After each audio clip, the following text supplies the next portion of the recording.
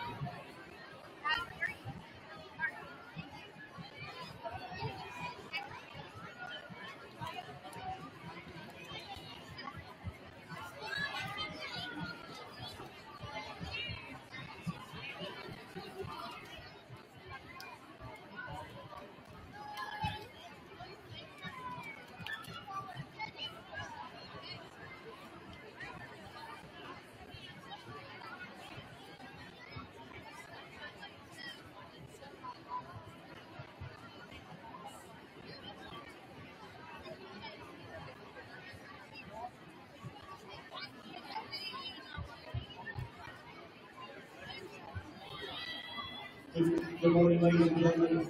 Thank you for being here today. We will get started here in about a minute or two, so I'll let you find your spots if you come in there.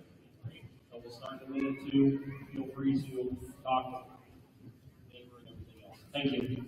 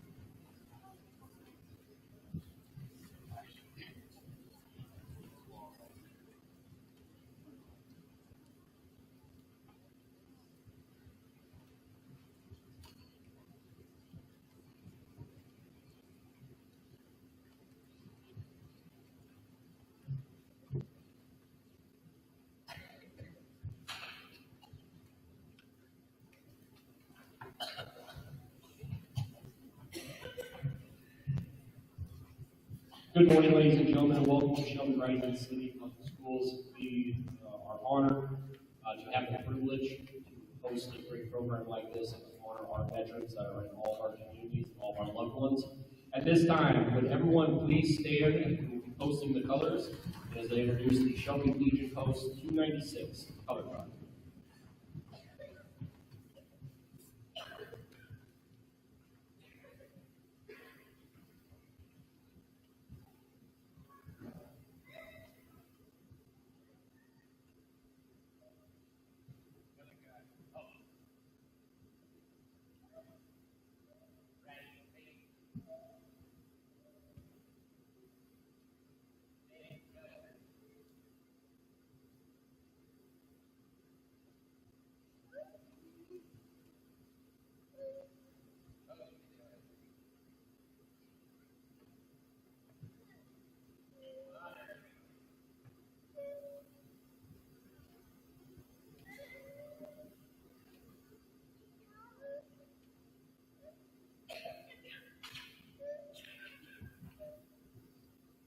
Now we're introducing to give our pledge of allegiance. It is our pre-kindergarten class of 2037.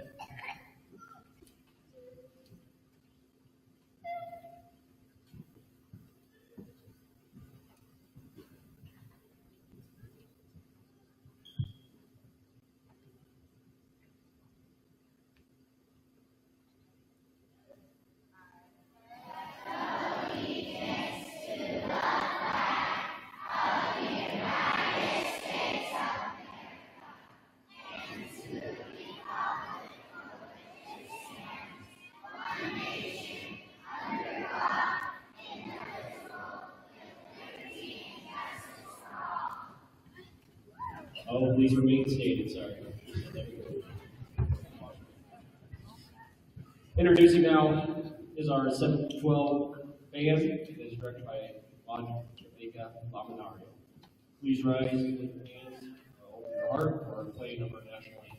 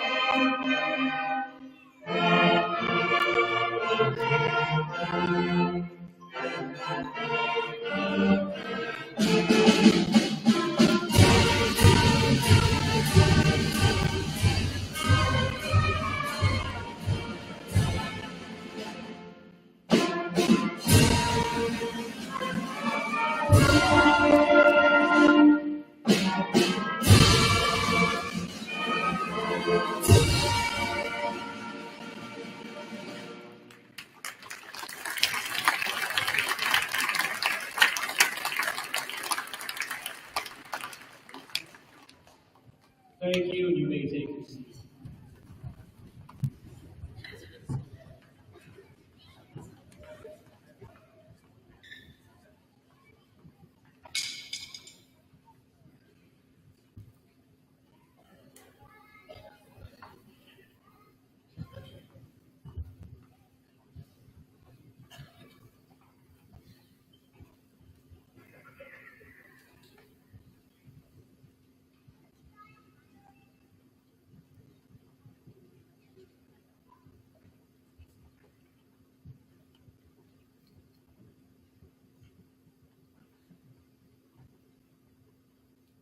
Good morning, and again, I want to welcome everyone to the Shelby Rising City Public Schools. It is an honor to be standing in front of you today, and it is because of the many brave and honorable individuals that we have in attendance with us today.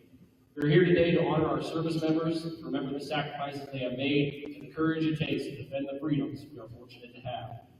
What does it mean to be a veteran? It's a question that I am not able to fully comprehend because I did not go down the path of choosing to join a branch of our incredible military, but I know the freedoms that I enjoy today are because of the brave women and men who did. A veteran is defined as an individual that completed a service for any branch of an armed service. However, it goes beyond a simple definition. A veteran is an individual who made the life-altering decision to join the military without recognition or much fanfare. It could have been because of a calling, because of family, or because their country called on them to defend.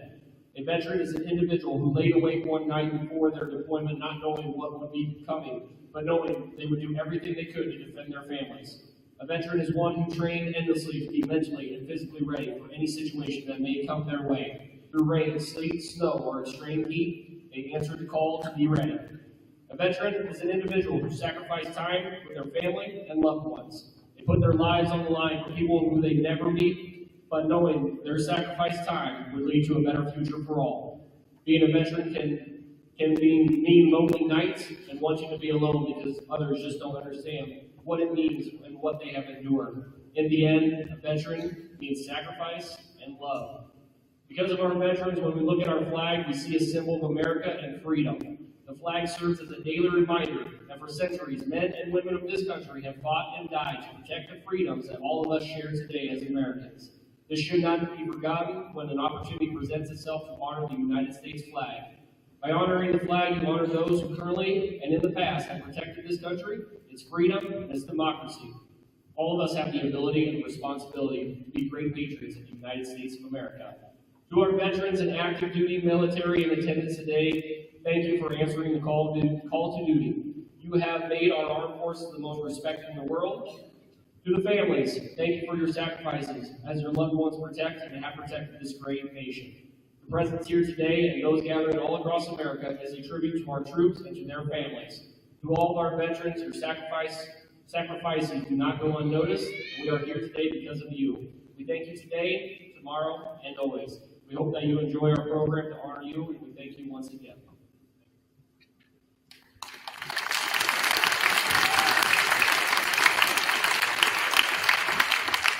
Reintroducing our high school band, they will be playing the Marches of the Armed Forces.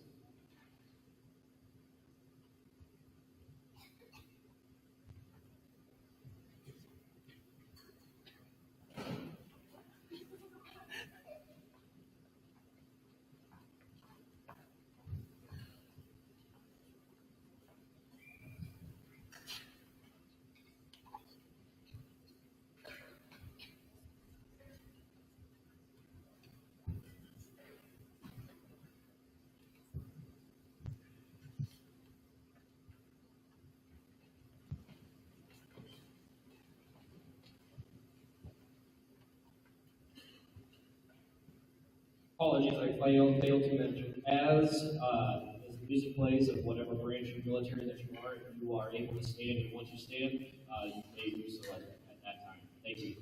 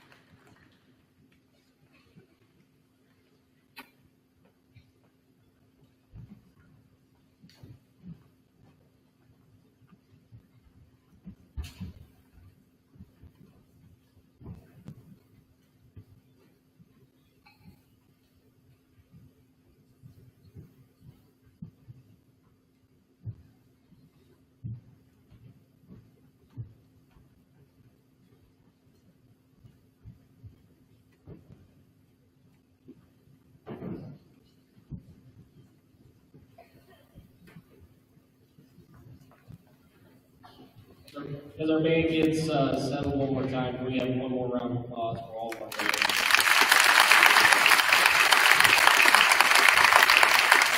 As they are being settled down, I'd like to introduce our next guest speakers here. We have the honor to send 3 individuals from our school to Boys and Girls State. So if those individuals can make their way up here.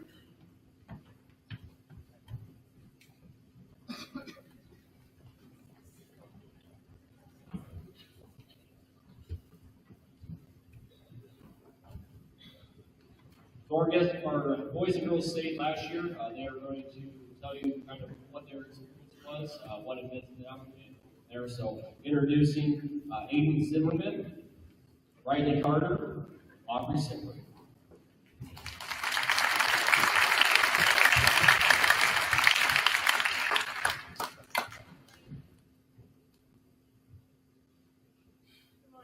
My name is Aubrey Sickren, and I was the representative for the Rising City Legion Auxiliary at Cornhusker Girls State.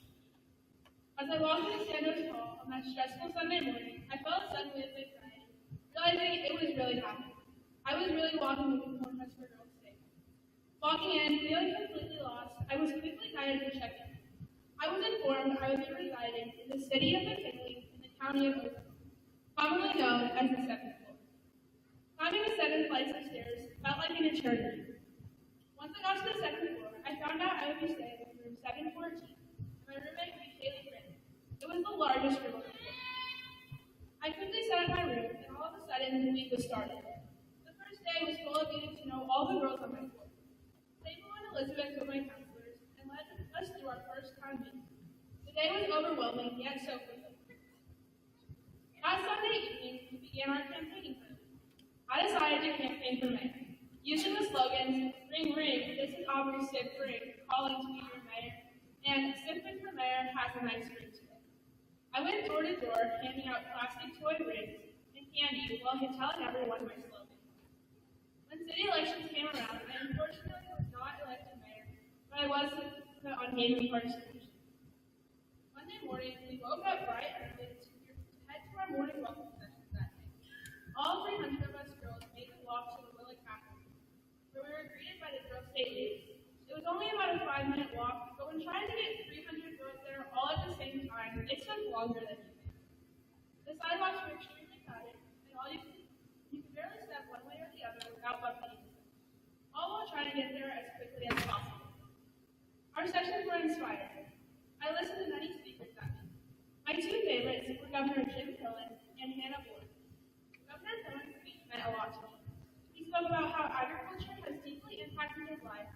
how he would not be the person he is today without what he learned on his family farm.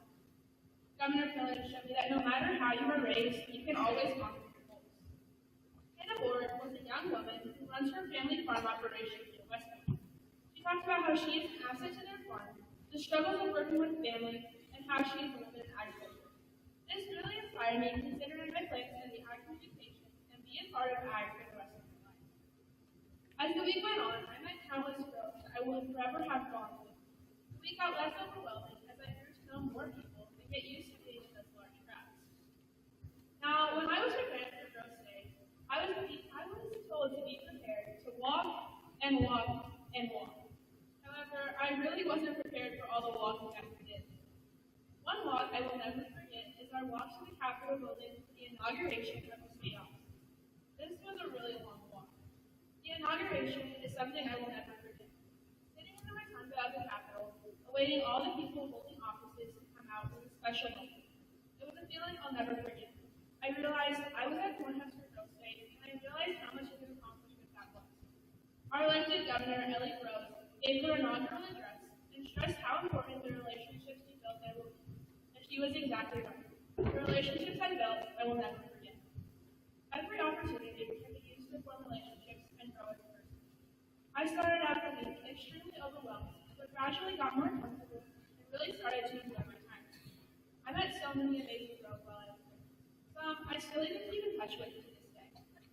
Cornhusker Girls' Day may be a program that can help young girls understand their government and import them as a citizen, but what Girls' Day gave me was a week of self-development and making bonds and connections that will last a lifetime, and I will forever be grateful. I'd like to extend my huge thanks to the Rising City American Legion Auxiliary for my opportunity to attend.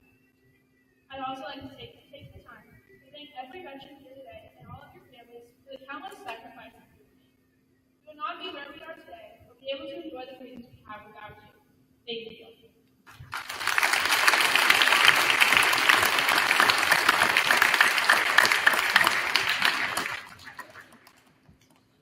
Hello, everybody. Thank you for attending this year's Veterans Day program. My name is Riley Carter, and I am so grateful to have been sent to the 2023 Girls' Day by the Shelby Legion Auxiliary. The American Legion Auxiliary Girls' Day is a group of diverse young women delegates with a shared passion for learning and teaching. When the opportunity to attend Girls' Day arose, I quickly jumped at the chance to go. After I was selected to be a I was both nervous and excited. These feelings stayed until I arrived at St. Louis Home on June 4th in Nebraska. My parents were by my side, ready to help me move into it, and I quickly noticed all of the other girls staying beside their family. I was sad when I realized I wouldn't see my parents for a week, but I knew that I would have an experience I would never forget. As I walked up the stairs and through the doors of the towering building, I could see and feel the chaos. There were girls everywhere, signing in, buying t-shirts, and greeting cards. There were also many counselors smiling as they welcomed you and shuffled the 3 different delegate suitcases into 2 elevators. After signing in, I was informed that I was on the 4th floor at Nate Martin after the 21st President of the United States. I ran for mayor of our city. I went around door to door shouting the slogan, "Think smarter, vote harder." But with the tight competition of 6 people, I unfortunately did not get the position. Every night, our town would hold a meeting to talk about the important issues that it was facing. We would communicate our ideas and come up with an effective solution to help the city of ours. One of my favorite parts of Girls' Day was getting to listen to the speakers.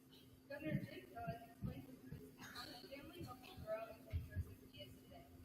He talked about his journey and how people ridiculed him because he was just a farmer. They thought he wasn't fit to run Nebraska's government.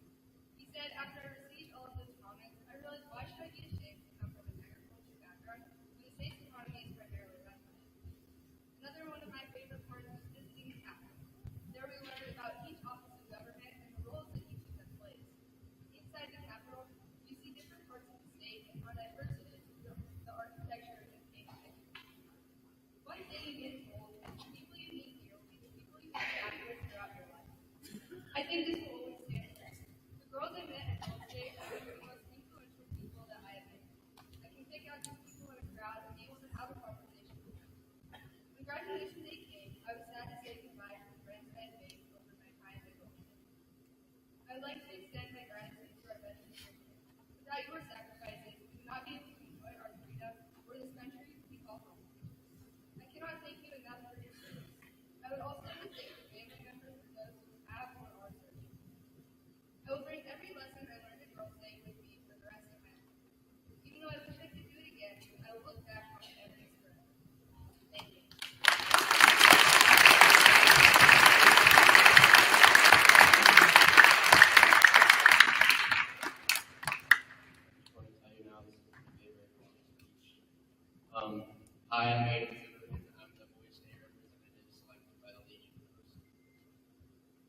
It's June 4th, 2023. I was nervous as can be, and I was ready to go home. Not only did I have a week of camp ahead, but also because I recently got done with another camp at Concordia University. Our stop at a 7 hall, we arrived at the north side of the UNL campus. I saw tons of people slowly dragging their feet to the front of the dorm room doors. I finally got my suitcase in my hand as I started my jaunt to the front of the dorms to get signed in. When I arrived, I immediately saw a sign that read, Boys State, a week that will shape a lifetime. Immediately as I walked in, I saw my childhood best friend, which was a sense of relief to see a familiar face. We then would find out what town we were assigned to. A veteran handed me my shirt and said I would get it. I would later find out that there are 8 floors. Each floor has a specific name, and you would compete against each other through mock elections and campaigning. I walked to the elevator, got on, and said goodbye to Lee as he got off on this floor, which would later become our rivals, Northtown. This would also be the last time I would use the elevator the entire week here, because I was located on the 4th floor, meaning I would have to use the stairs, which I was completely fine with, because this would mean there would be no way I would die on that rickety old thing. I got off on my floor and found my room number 426, which was the largest dorm room in the Valley Forge, meaning I would later be designated for the parties throughout the week. I decided at that moment I would be as extroverted as possible to get the best experience. Valley Forge would then walk down to the business hall, which was at least half a mile walk there. This is where we would have the time to forge our town chants later in that days. I finally got to the business hall with the others, and this would be where I would meet our principal for the first time, Mr. Gaunt. The first assembly started and opened with a band. Volunteers would explain how this week would go, and what an honor it is to be surrounded by so many young men who would become amazing future leaders of the next generation. We learned that we would be divided into nationalist and federalist parties who would oppose each other on opposite wings, just like in real life. We would then choose a position to run for our town board and then a state or county position. We would then campaign for this position and travel from floor to floor and all over the camp to spread the word about your policy and try to visit voters before the voting day. As the Forge walked back to the dorms, I decided that I would run for city council in the town because I think it fit me the best as well as it would be the more fun role rather than mayor or legislative position. As a city council chair, you would decide the city ordinances and laws of the town throughout the week to make them more fun and impact on the town.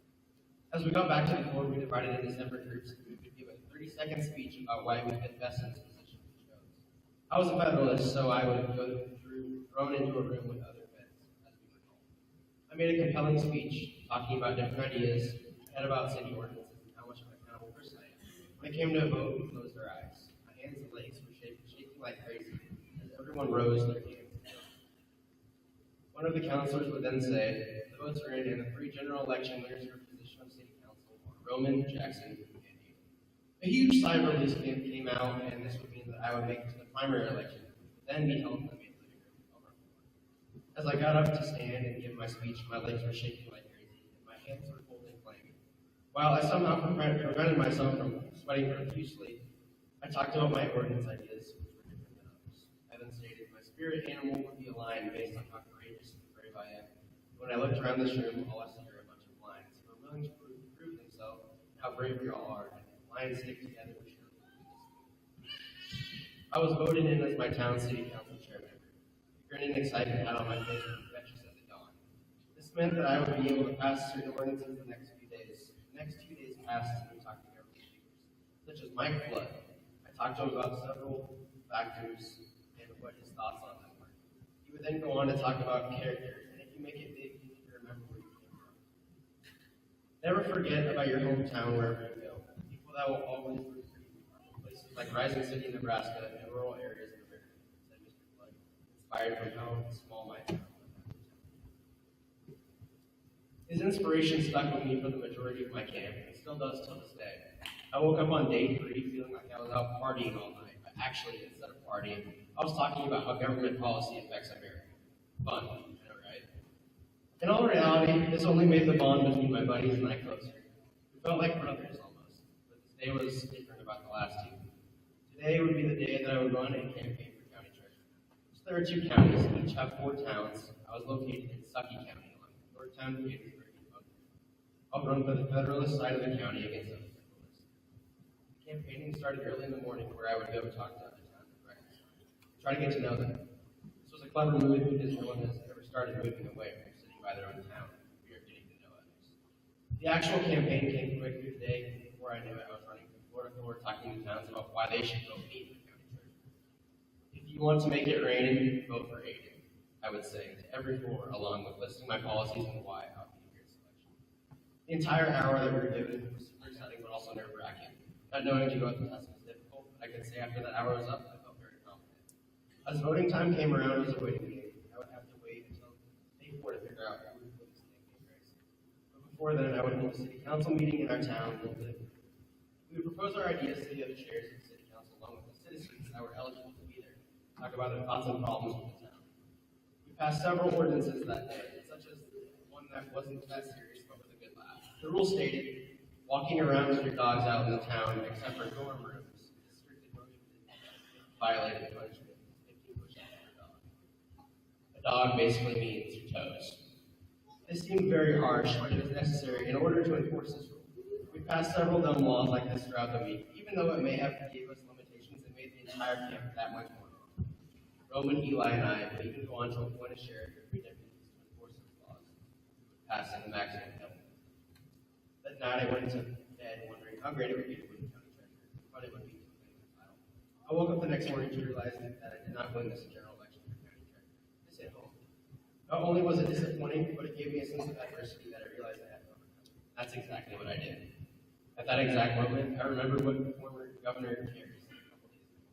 Don't let losses overcome your objectives in life.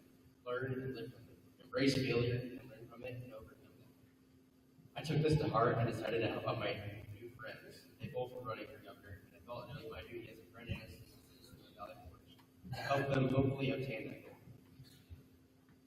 The next day at breakfast, I would go and talk to the towns to help sway votes for our chief governor candidates, help Valley Forge win the state. General elections would then open and we all voted. The next day we voted in the primaries. After a lot of campaigning from candidates from Baton and Alamo, who were the last 2 towns with the governor represented did not make the cut. At this point, we didn't think Valley Forge had the slimmest of chances of winning. So in the final assembly of the week, we all sat down as they announced it.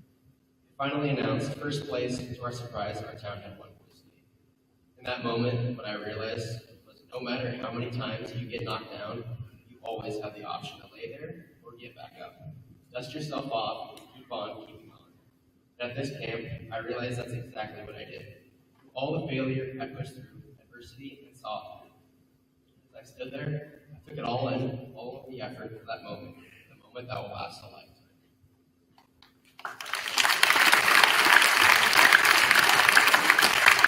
I would also like to thank all of our veterans who served. It means a lot to me.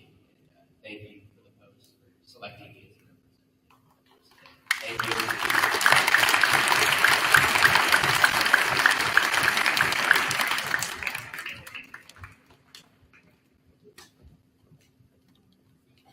Thank you, Riley, Aubrey, and Aiden. And I highly encourage you, if you are interested in boys state, girls state, make sure you talk to Mr. Donner and Mr. Brecker. Mr. Donner has gone to boys state as representative 17 years in a row. 23, I was way off. 23, and he was also at the National Boys Convention in Washington, D.C. this summer as well. So he knows all the experiences, and it's a great opportunity. So I encourage all of our kids to take the opportunity to go and do that. Now introducing is our K through 5 roll call, and is directed by Mrs. Melissa Hyde. We'll start with our K2 and go from there.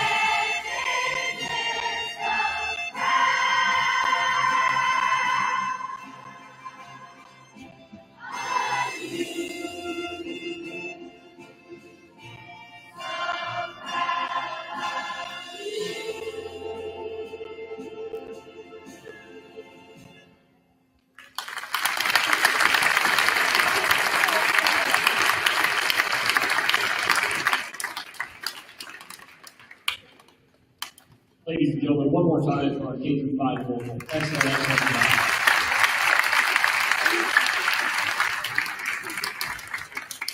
Ladies and gentlemen, we have a guest speaker today, an honor and privilege to have him here. He is a 26-year veteran of the military. He served 2 tours with the U.S. Marines, 1st Reconnaissance Battalion, 6-man Special Ops Team on patrols deep within the jungles of Vietnam. He was the Commander Master Chief, the most senior enlisted medical person for the 1st Marine Division during the Desert Shield and Desert Storm conflict. He received 3 Purple Hearts for wounds received in action during Vietnam. Received the Silver Star, our nation's 3rd highest award for bravery in action against the enemies of the United States. He served as an agent with the Immigration and Naturalization Service, Records and Application Division in New York, and was present in his office which was 4 blocks from the World Trade Building's North Tower on September 11, 2001. He has been married for 30 years to his wife, Brenda, who is a Shelby girl, and he is now a Polk County Veteran Service Officer. Ladies and gentlemen, it's my honor and privilege to introduce you our guest speaker, Mr. Master Chief Kenneth E. Tolling.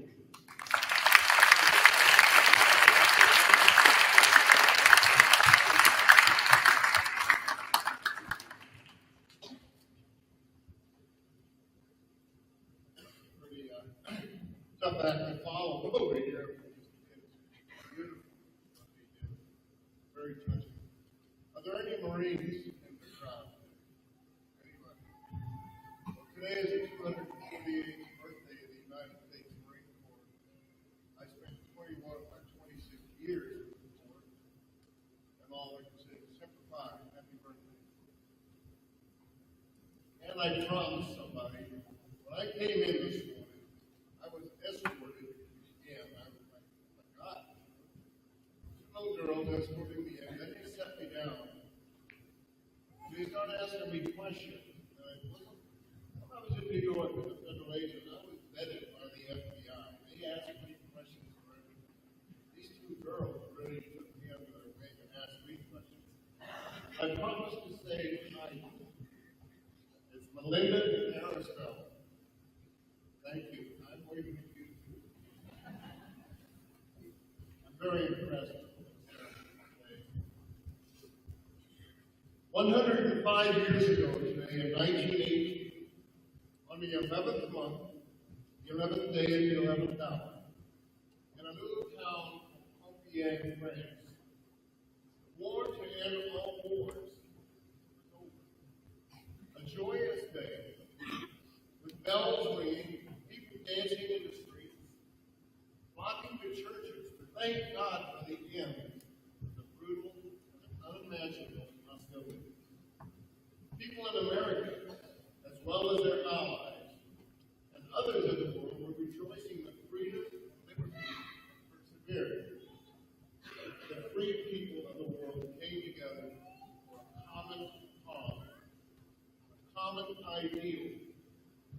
None more so than the United States of America.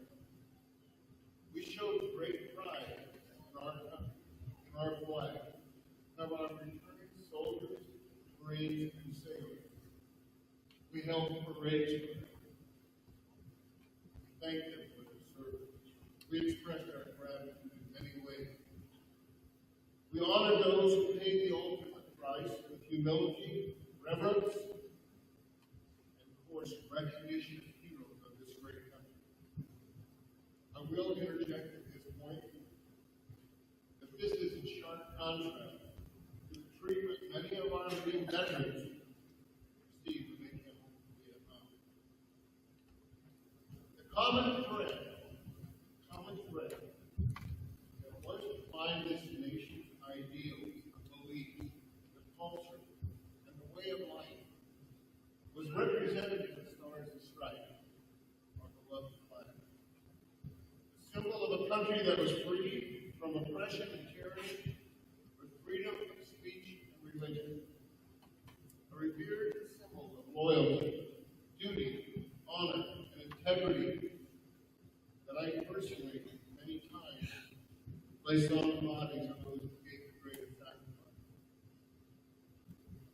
Common thread, that which binds things together. Beliefs, shared ideals, common cause, a cherished way of life, and a desire to protect those ideals. Common cause. Countries, states, communities, families coming together as one. One country, one voice, a diverse tapestry of people, cultures, and ethnic backgrounds. These are some of the common threads that bind us together as Americans.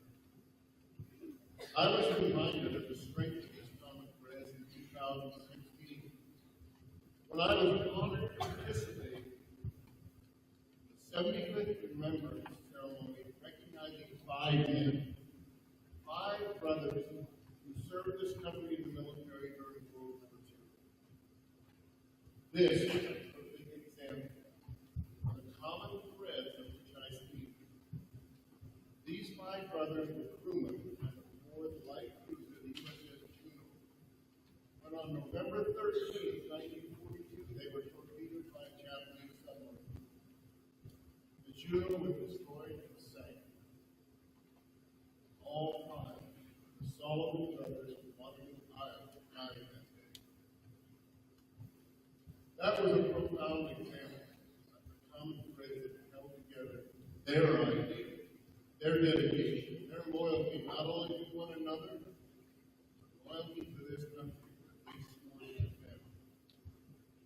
As it has been said, a veteran is someone who at one point in their life writes a blank check payable to the United States of America up to including their lives.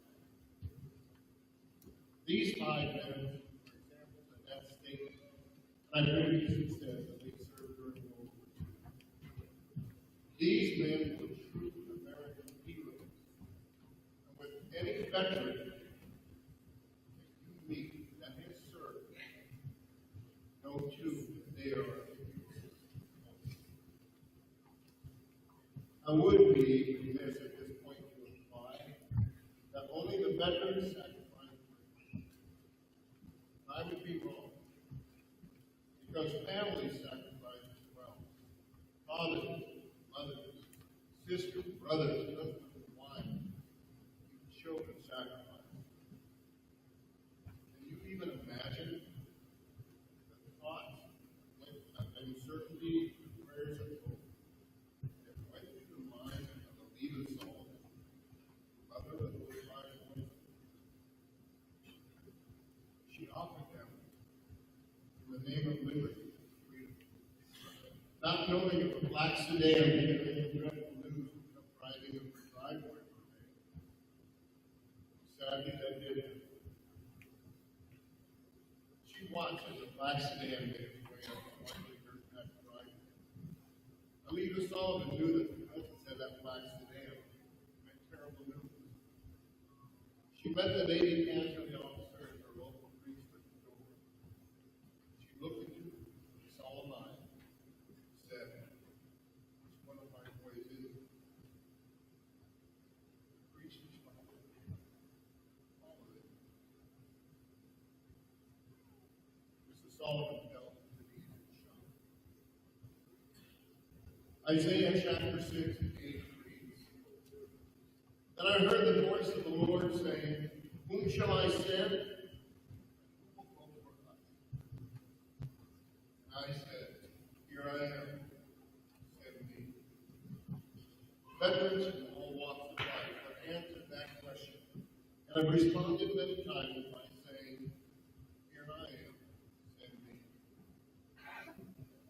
With all of our veterans and loyal service to this nation, that stitching that holds our cultural tapestry together, those common threads that I speak of, are maintained tight and strong, and keeps our ideals and our way of life steadfast and secure.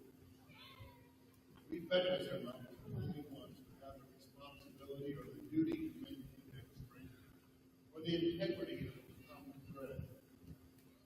All Americans, regardless if you served in the military or not, must share the responsibility for maintaining this common thread by ensuring and exhibit love of country, community pride, by keeping God in our lives, our families, in our hearts.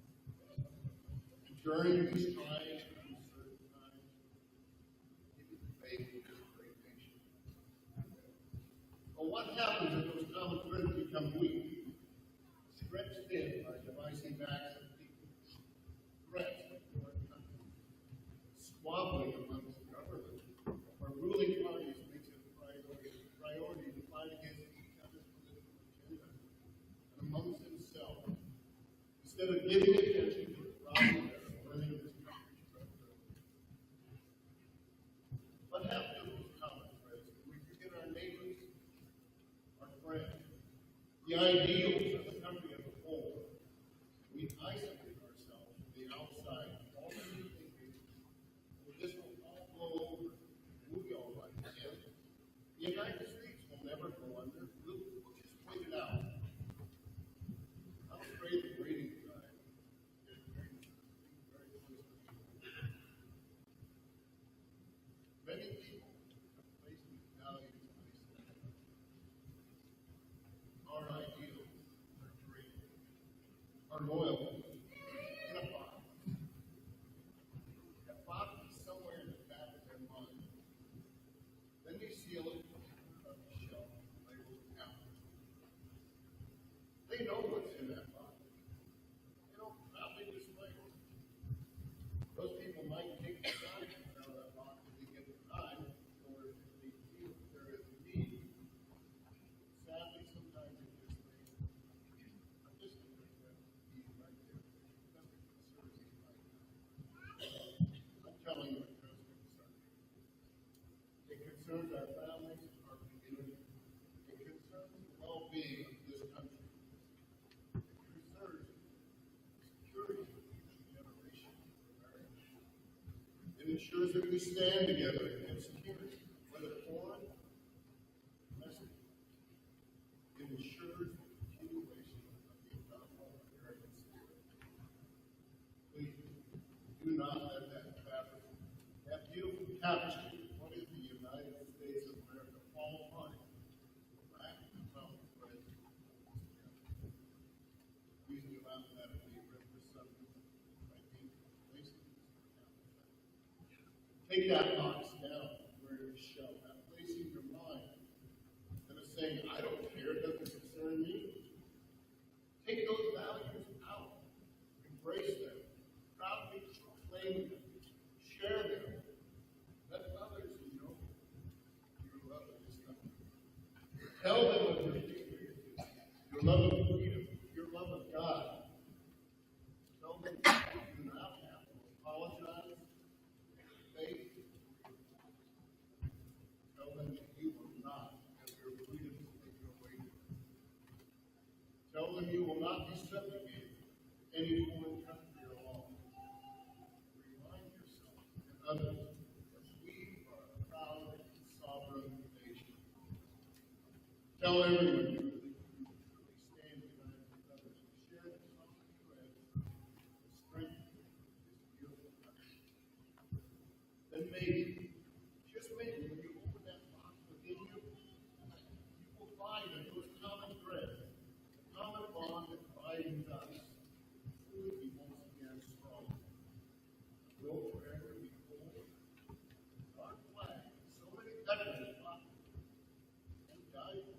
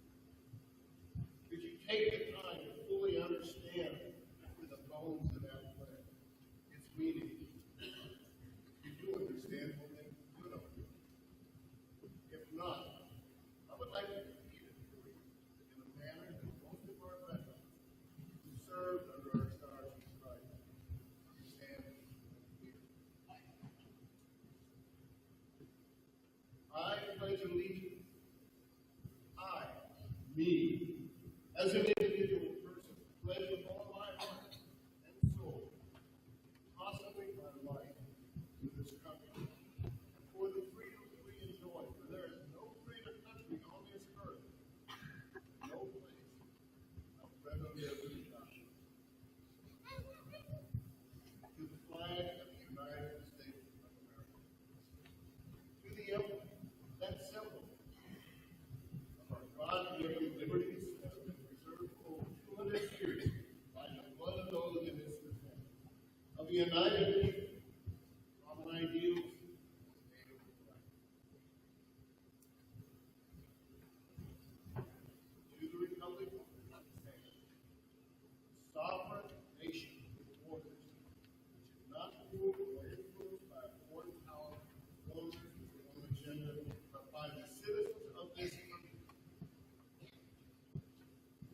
One nation, under God, indivisible. One nation, not many nations, not a ruling party, not a dictator.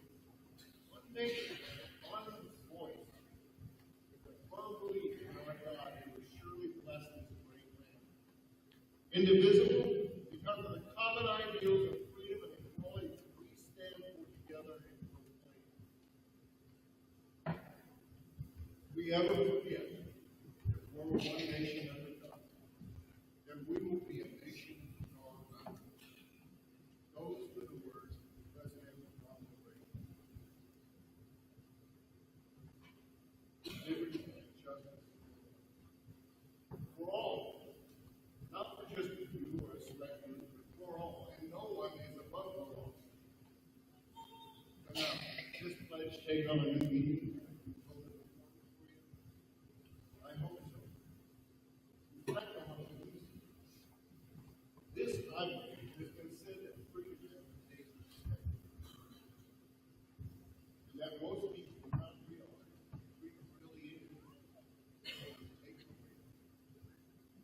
In the final days of Jefferson's life, 1991, the subsequent liberation of Kuwait, I, as the Command Master Chief of the 1st Marine Division, rode into Kuwait in my Humvee with a Marine driver and a Marine 50 caliber gun. We stopped at our convoy outside of Kuwait Airport and watched the Kuwaiti nationals return to their ravaged land. I expected to see mass crying and wailing as they surveyed the battle-scarred buildings, the obvious destruction of what was their homes, bombed out streets of the countryside. On the contrary, overall, what I saw was the joy and happiness that they were able to come home, come back to their homeland. They were dancing and shouting and praising their God for their safe return. But what I witnessed next will remain with me for the rest of my life. On the back of my vehicle, my Humvee, attached to our radio, every most of the flag.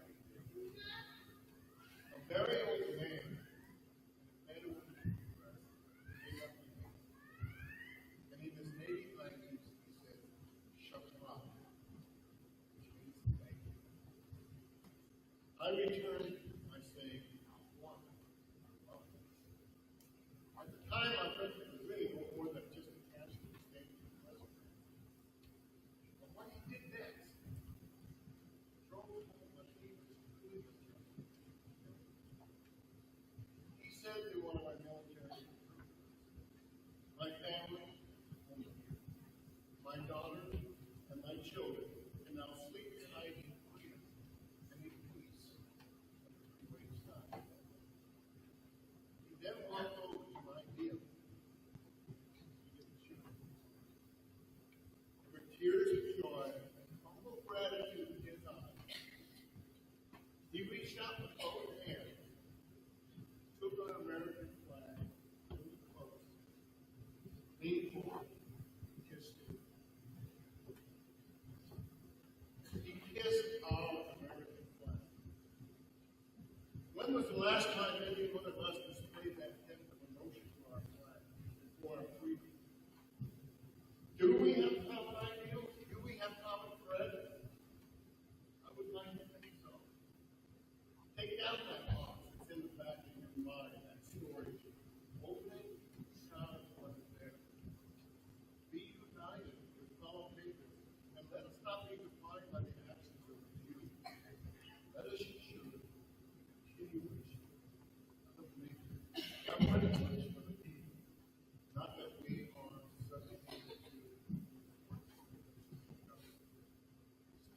together tonight, regardless of party line.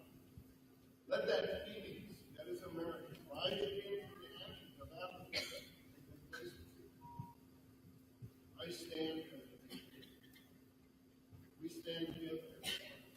You will see common thread, common ideal, very strong, not betrayal.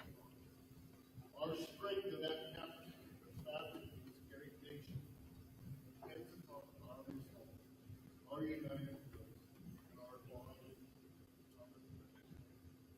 Much like the common thread that binds youth our legislature, it stands proud as it represents a great country.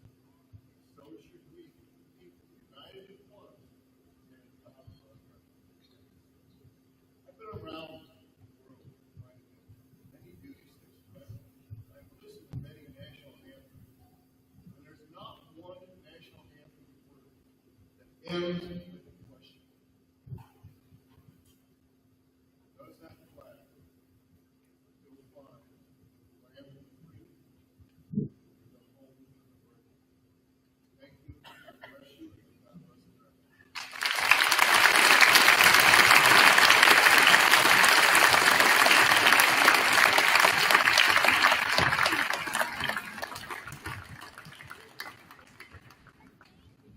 Thank you, sir.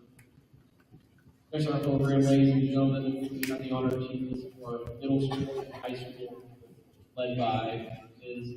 Audrey. Come on, up and on.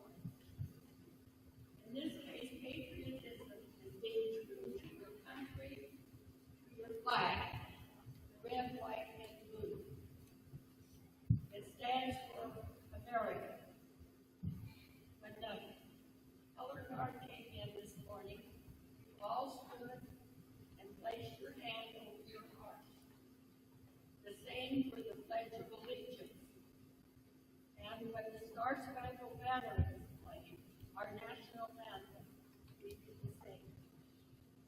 Later in the program, when the colors are retired, we'll do the same. Place your hands on the heart in respect for the flag. We in America are very privileged to have the freedoms that we have.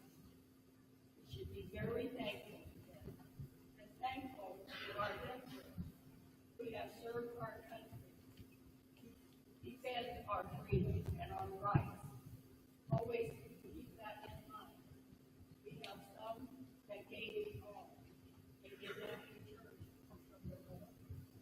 You see a veteran today, or you know someone that is a veteran, thank them for your service. Hold them on the telephone and say thank you. God bless America.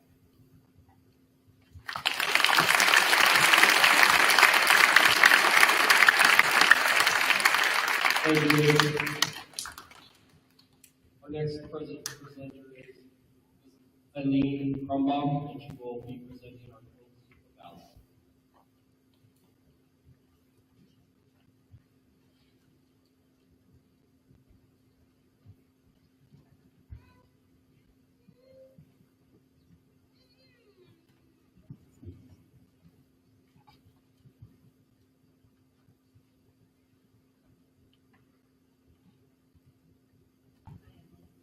I am one of several that represent the Stars, Stripes, and Stitchers Quilts of Valor group here at the Shelby group area. We sew the second Saturday and most Saturdays at the Shelby Legion, and we want to thank them for letting us use the donation towards this.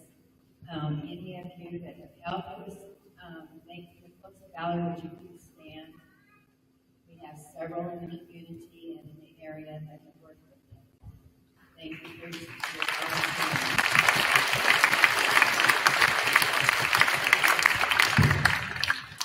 Quilts of Valor is a national organization made up of volunteer groups of quilters from across the United States, and it was founded in 2003 by a Blue Star military mom named Catherine Roberts. While her son was deployed in Iraq, she woke up one night at 2 a.m. after having a terrible dream.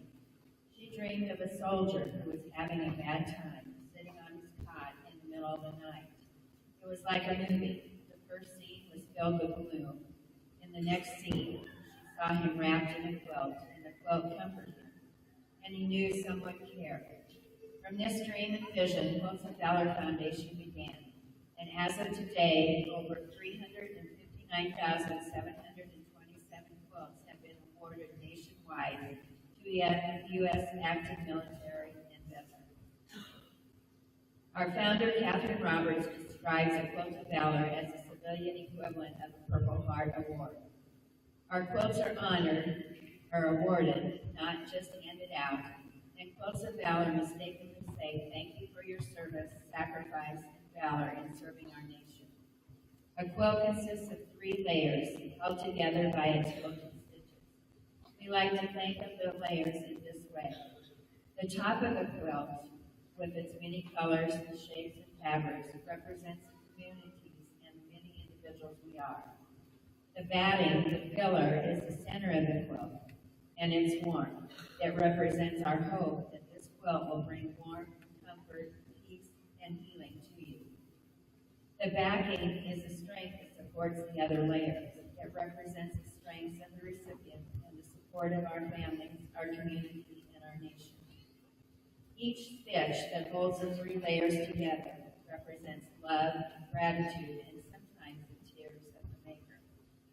Today we are honoring 4 Shelby Rising City alum.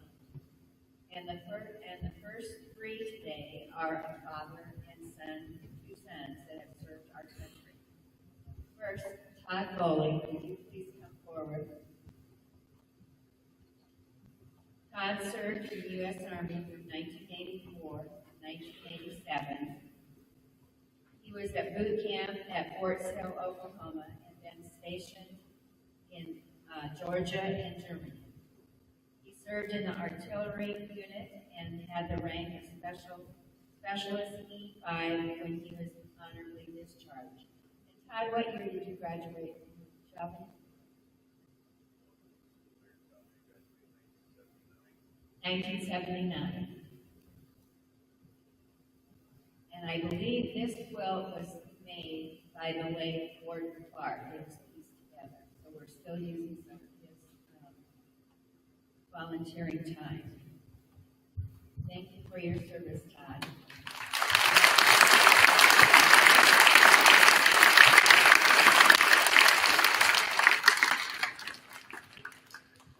Cody Bowling.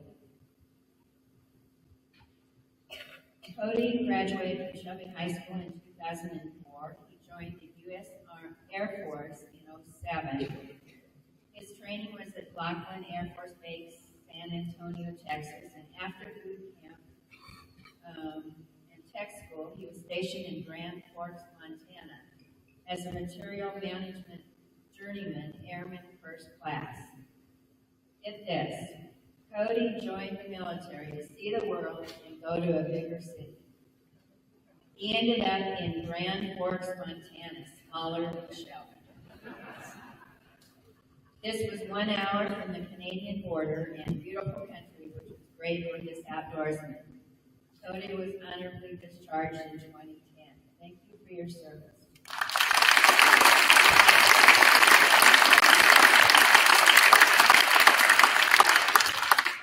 And I might add that his quilt was pieced by one of the Polk County 4-H'ers during a 4-H clinic this summer. Jeremy Bullock.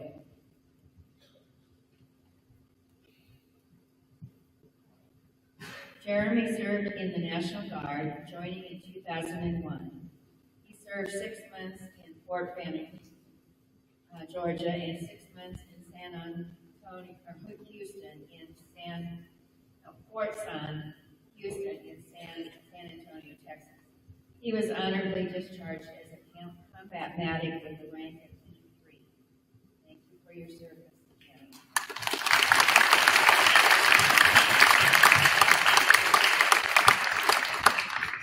His quilt was also pieced by some Polk County 4-H'ers. What year did you graduate? 1999. And Mark Hayden. Mark graduated from Shelby High School in 1976, the year of the bicentennial of the United States. He served in the U.S. Army from 1977 to 1980. He took his boot camp training at Fort Cox, Kentucky, and then was stationed at Fort Hope, Louisiana, and in Stuttgart, Germany. His rank was Specialist E4 and received the Good Conduct Award and was honorably discharged in 1980. Thank you for your service.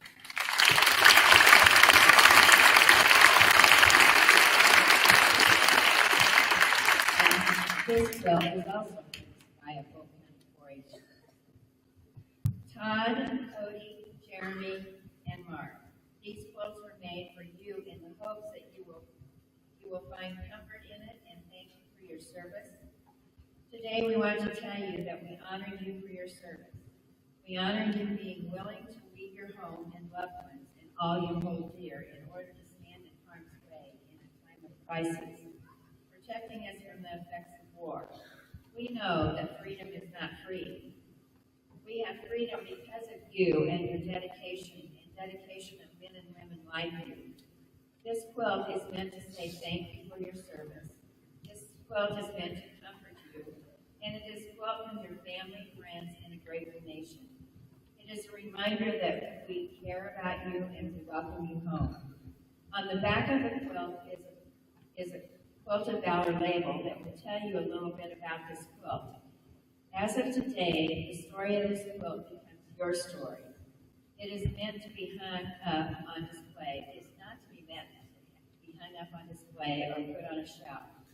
Please use it and know that you are forever grateful for your service. We hope that you will keep this quilt as a reminder, and there are thousands of men and women across this country who are forever grateful for your debt. And that it is our pleasure to honor you with the Quilted Valor. And again, thank you for your service and welcome home.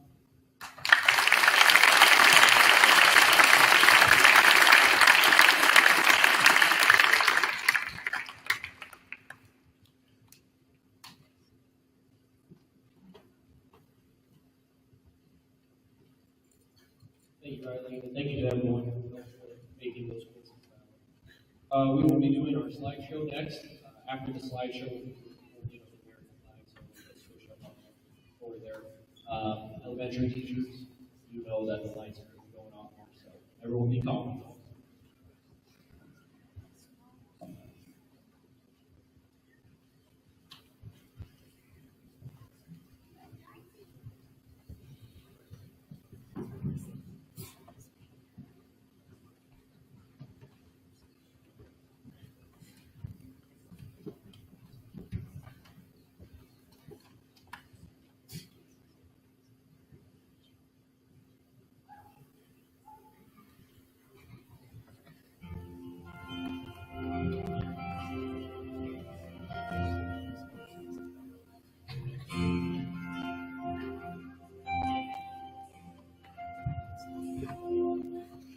Tomorrow, things were gone, work for all my life, and I had to start again, just my children and my wife. Thank my lucky stars to be living here today, 'cause the flag still stands for freedom, and they can't take that away. And I'm proud to be an American, where at least I know I'm free. And I won't forget the men who died, who gave that right to me. And I'd gladly stand up next to you and defend her still today. 'Cause there ain't no doubt I love this land. God bless the USA.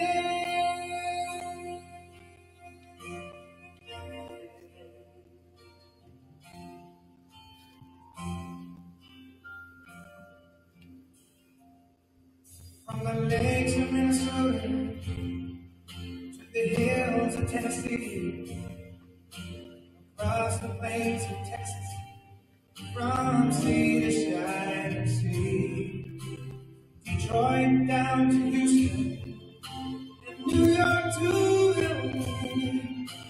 There's pride in every American heart, and it's time to stand and say, I'm proud to be an American, but at least I know I'm free. I won't forget the men who died, who gave that right to me, and I'd gladly stand up next to you and defend her still today. 'Cause there ain't no doubt I love this land. God bless the USA.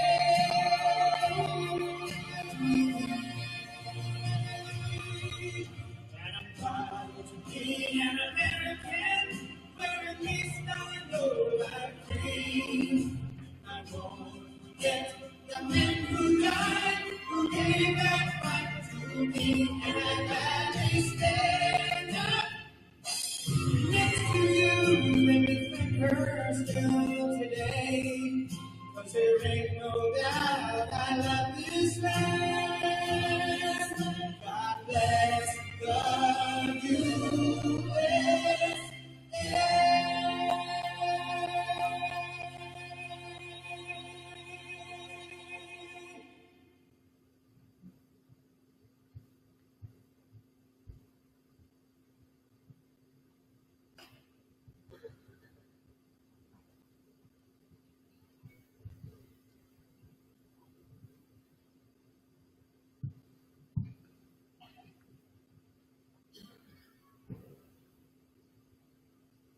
I'm just trying to be a father, be the daughter and their son, be a lover to their mother, everything to everyone, a man that don't cry and dirty, all business in my suit.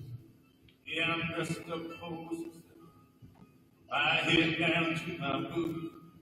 I don't do it for the money, there's bills that I can't pay. I don't do it for the glory, I just do it anyway. providing for our future, my responsibility. Yeah, I'm real good under pressure, being all that I can be. I can't call in sick on Monday when the weekend's been too strong. I just work straight through the holiday, sometimes all night long.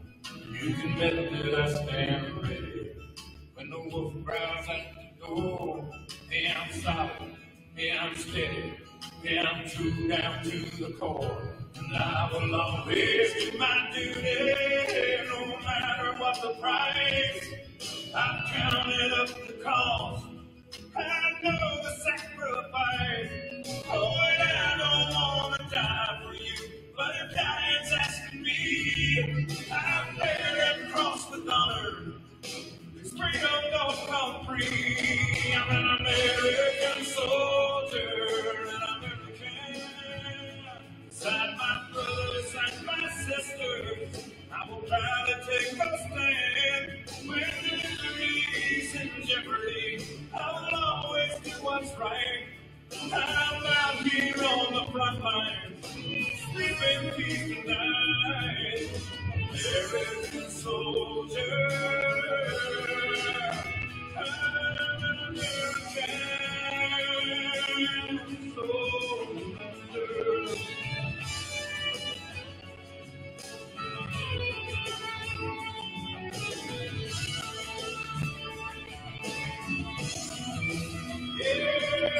American soldier, an American. Beside my brothers and my sisters, I will proudly take a stand. When liberty's in jeopardy, I will always do what's right.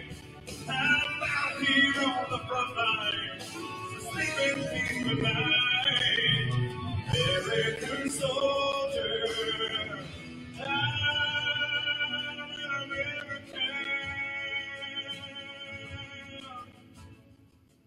An American,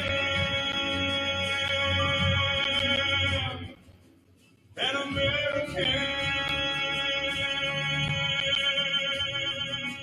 soldier.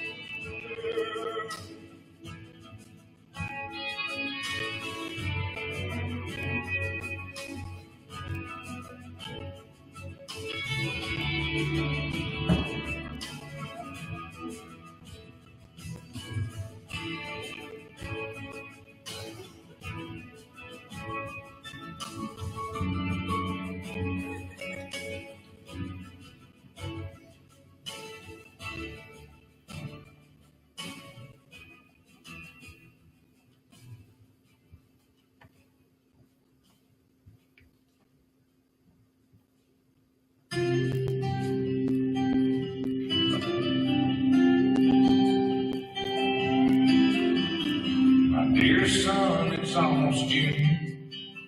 I hope this letter catches up with you and finds you well. It's been dry, but they're calling for rain. And everything's the same old same. Johnsonville. Your stubborn old daddy ain't said too much, but I'm sure you know he sends his love. And she goes on in a letter from home. I hold it up to show my buddies like we ain't scared, my buddies ain't buddy, and they all act like there's something funny about the way I talk. When I say mama says her this, y'all, I fold it up and put it in my shirt, pick up my gun and get back to work. And it keeps me driving on, waiting on letters from home.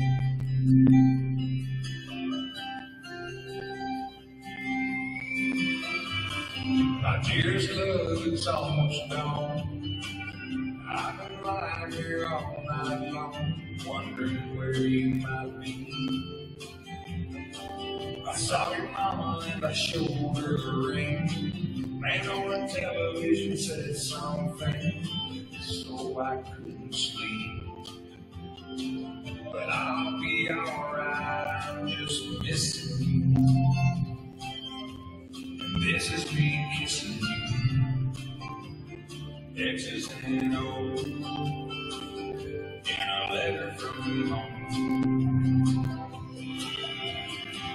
I hold it up and show my buddies like we ain't scared tonight. Same buddy and they all laugh. Cause she calls me honey, but they take it hard. Cause I don't need to be hard. I throw it up and put it in my shirt. Get out my gun and get back to work. And it keeps me driving on, waiting on letters from home.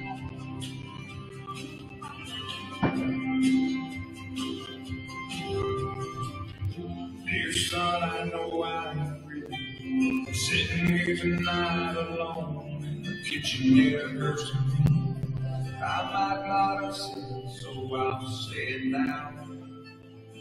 Son, you make me proud.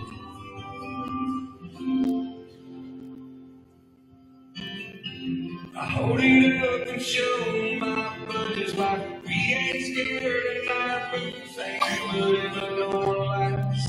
Cause there ain't nothing funny when a soldier cries. And I just wipe my eyes. I fold it up and put it in my shirt. Take out my gun and get back to work. And it keeps me driving on, waiting on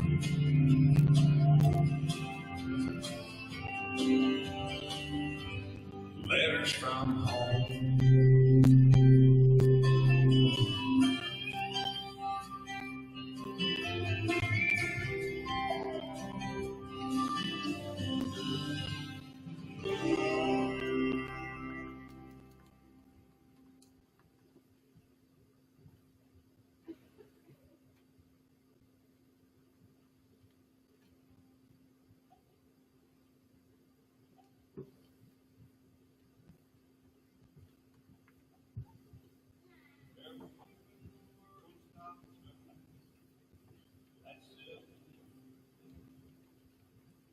You in the yard, your wife, working on some steak. Did you stand there and shock the side of that black smoke rising against that blue sky? Did you shout out in anger, fear for your king? Did you just sit down and cry? Did you weep for the children lost their dear loved ones, pray for the ones who don't know? Did you rejoice for the people who walked from the other, sob for the ones left? Did you burst out with pride, the red, white, and blue, the heroes who died just doing what they did? Did you look up to heaven for some kind of answer and look at yourself? What really matters? I'm just a singer of simple songs. I'm not a real political man. I watch CNN, but I'm not sure I can tell you the difference in Iraq and Iran.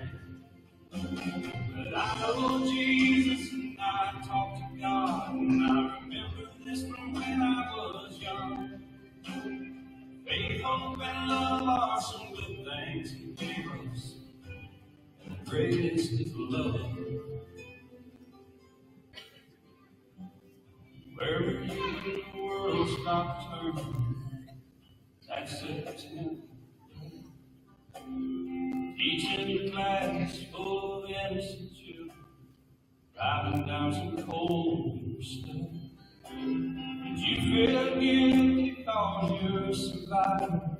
In a crowded room, did you feel alone? Did you call up your mother and tell her you loved her? Did you dust off that Bible at home? Did you open your eyes, hope it never happened? Close your eyes and not go to sleep. Did you notice the sunset, first time in ages, speak to some stranger on the street? Did you lay down at night, think of tomorrow, go out and buy you a gun? Did you turn off that violent old movie you're watching, turn on Island Siri guns? Did you go to a church and hold hands with some strangers, stand in line and give your own blood? Did you just stay home and hold tight to your family? Thank God you had somebody to love. I'm just a singer of simple songs. I'm not a real political man. I watch CNN, but I'm not sure I can tell you the difference in Iraq and Iran. But I know Jesus and I talk to God, and I remember this from when I was young. Faith, hope, and love are some good things He gave us, and the greatest is love. I'm just a singer of simple songs. I'm not a real political man. I watch CNN, but I'm not sure I can tell you the difference in Iraq and Iran. But I know Jesus and I talk to God, and I remember this from when I was young. Faith, hope, and love are some good things He gave us, and the greatest is love. And the greatest is love. And the greatest is love. Where were you when the world stopped turning? That's it.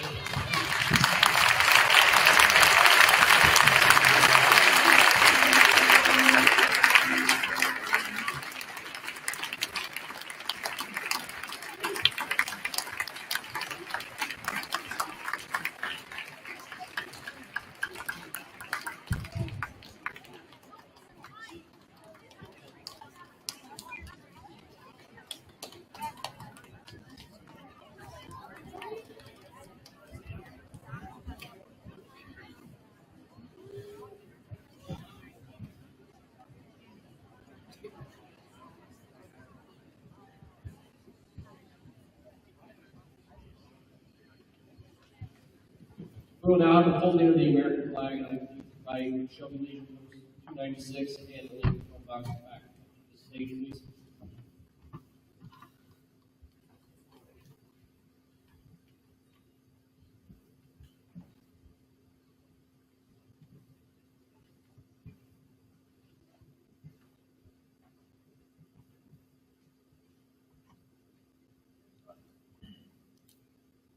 Flag folding ceremony represents the same religious principles on which our country was originally founded. The portion of the flag denoting honor is the canton of blue containing the stars representing the states of our veterans serving in uniform. The canton blue, field of blue, dresses from left to right and is inverted when draped as a pall on a casket of a veteran who has served our country in uniform. In the Armed Forces of the United States, at the ceremony of retreat, the flag is lowered, folded in a triangle fold, and kept under watch throughout the night as a tribute to our nation's honored dead.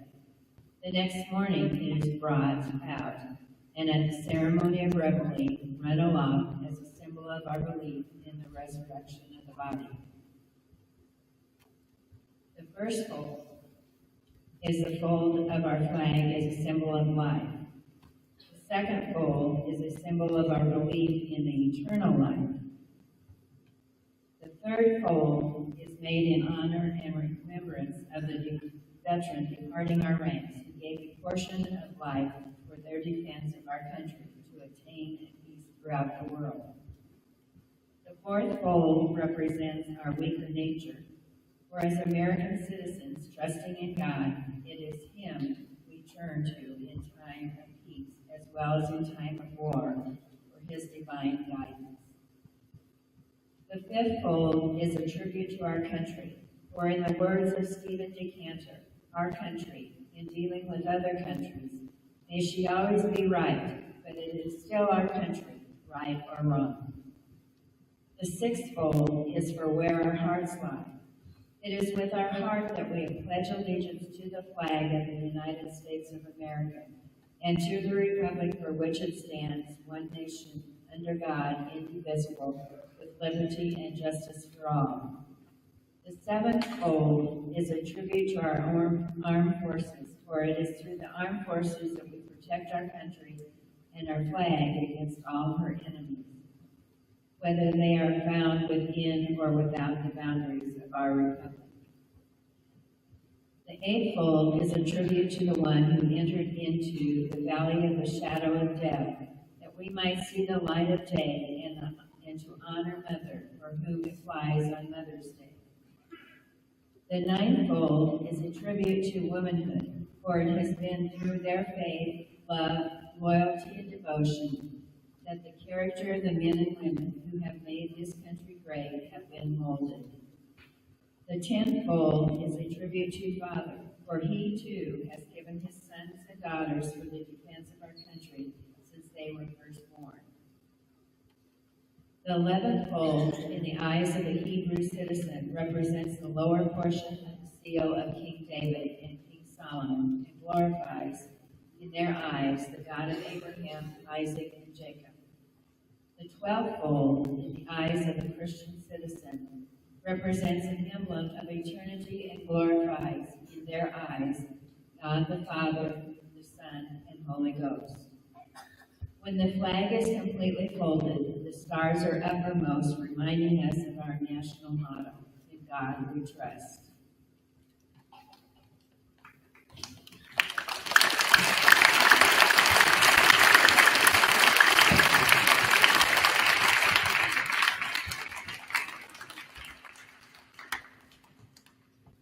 After the flag is completely folded and tucked in, it takes on the appearance of a cocked hat, ever reminding us of the soldiers who served under General George Washington, and the soldiers and Marines who served under Captain John Paul Jones, who were followed by their comrades and shipmates in the armed forces of the United States, preserving for us the rights, privileges, and freedoms we enjoy today.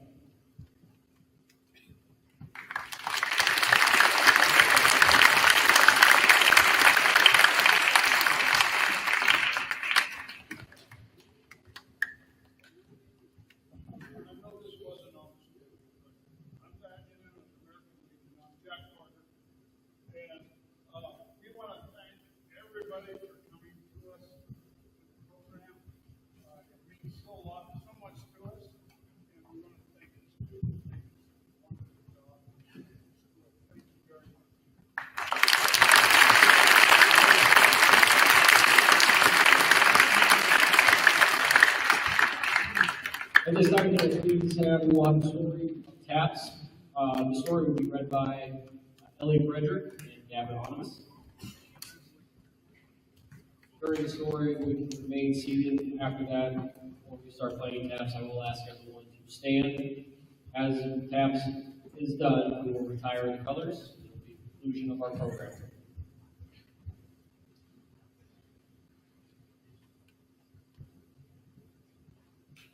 Of all the military vehicles, none is so easily recognized or more apt to evoke emotion than the tap.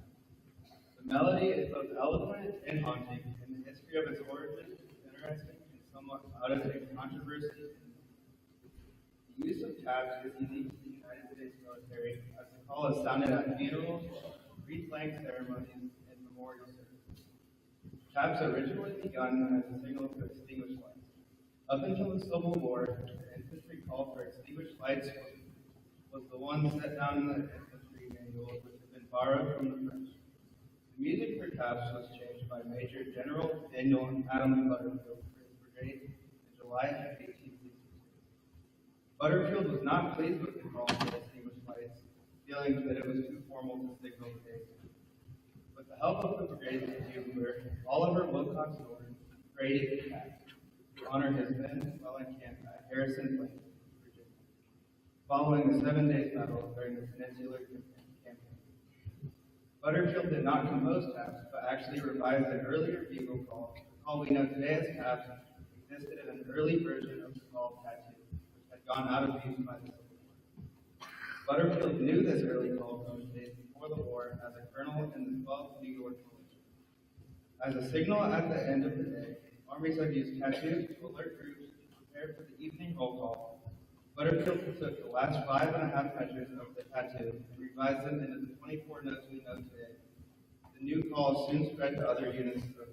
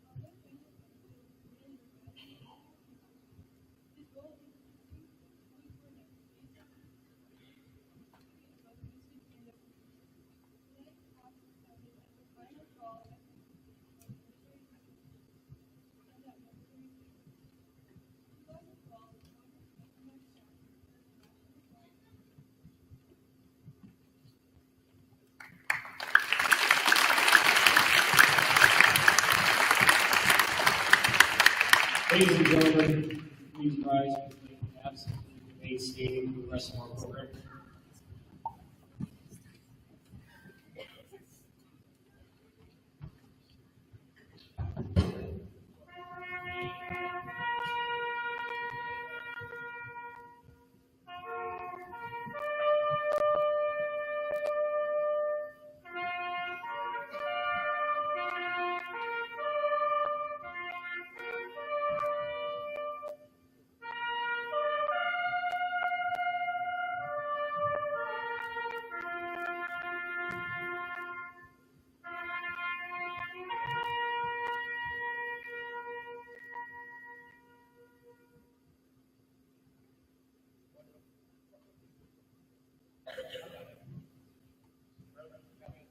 We will now have the retiring of our colors.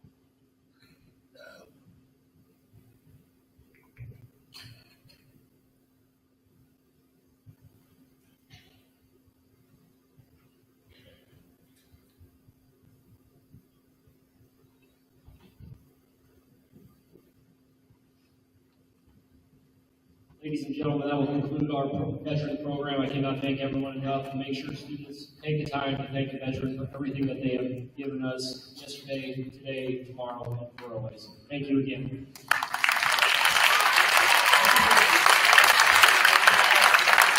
All middle school and high school students, hang out where you are. Elementary, we're going to start dismissing. We'll figure out lunch and everything else, but you'll have your time. Thank you again.